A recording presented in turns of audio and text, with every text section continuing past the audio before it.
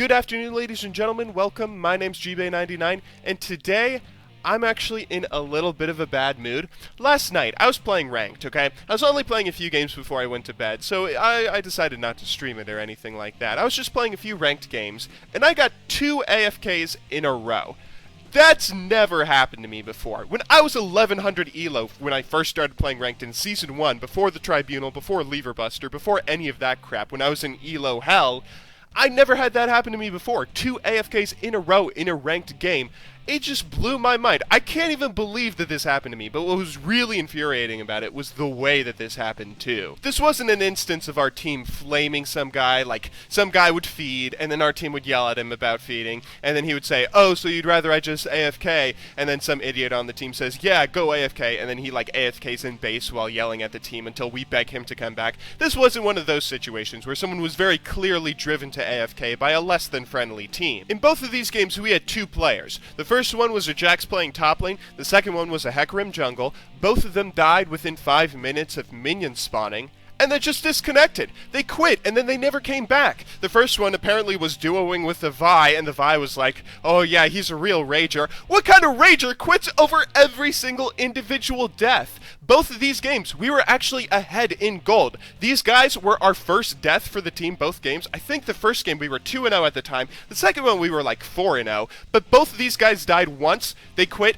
and then they never came back. What kind of person quits over every individual death they have in League of Legends? This has never happened to me before. I'm astonished it even could happen. Is quitting over every single one of your individual deaths a new thing in Season 5, or am I just incredibly unlucky? This obviously set me in a really terrible mood. You probably heard how worked up I got just recounting the events of what happened. So last night I yelled about it a little bit on Twitter, lost one more game and eventually stopped. After all, these are the kinds of games that will really set you on tilt and lose you more rating, making you play worse and worse if you keep on hopping back into solo queue. To be honest, that second game, we might have even been able to bring it back 4 versus 5, but I was already too far gone. I lost all motivation at that point and ended up feeding. I ended the game 5-9 and 4 or something.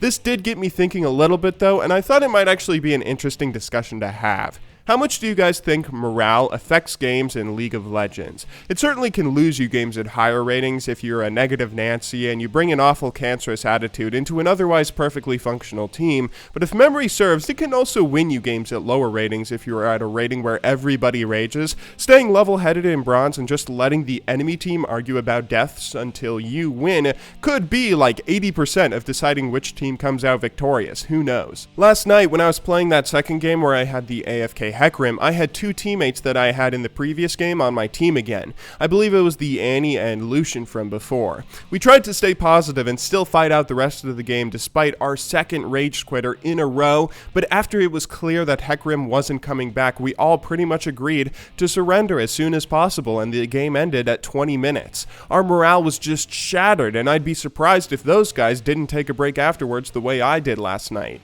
Here's another good example though that pertains more to everyone in League and not just those of us who get AFKs on our team. We all know how good it feels when you get first blood, but if you play a late game champion, someone who can't get first blood in the first 5 minutes, or you just don't want to be super aggressive at the start of the game, that means either your team or the enemy team will eventually make a mistake and give up 400 gold.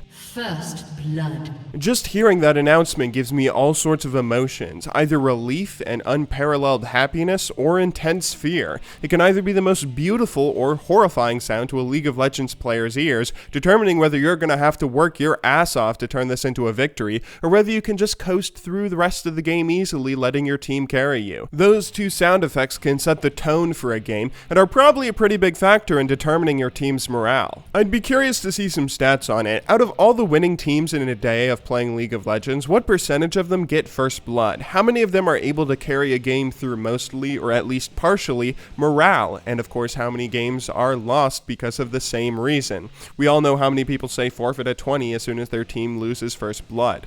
I guess the moral of the story here, though, is to do your best and stay positive through thick and thin. I talked all the time about a general keeping morale high throughout his troops in my Art of League series, and it's true here as well. Just like an army needs confidence so it doesn't rout on you, your team needs confidence too, and you can always do your part by simply playing the game, picking your team up if they get knocked down, and playing playing all the way through until that Nexus finally falls apart, until the fat lady sings. Thank you all very much for watching my video. If you'd like to come see me play some more ranked, hopefully without AFKs, you can follow my stream linked down below. I'll probably be streaming for at least a few hours after this video goes live. If you miss it though, you can of course just follow the stream to be notified when I go live next. I'll be streaming all week this week, up until Thanksgiving. But anyway, thanks once again for taking the time out of your day to watch my video. I really do appreciate it a lot. And of course, until next time, good luck in solo queue and have a wonderful day.